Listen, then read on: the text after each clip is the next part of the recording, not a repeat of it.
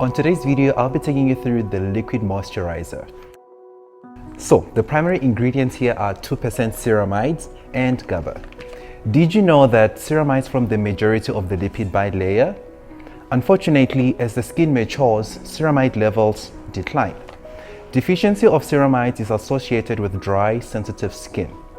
Replacing ceramide levels in the skin helps to ensure optimal functioning of the skin barrier, therefore keeping it intact and enabling it to retain moisture content. The liquid moisturizer helps to repair damaged skin cells.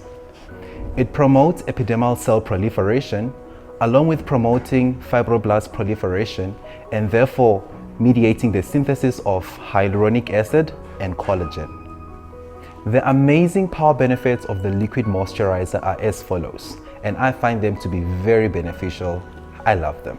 Firstly, the high concentrations of hyaluronic acid helps to ensure optimal moisture content in the skin. Ceramides provide an essential lipid support, which is very important for optimal functioning of your skin barrier. Last but not least, the liquid moisturizer reduces wrinkles and it smooths the skin.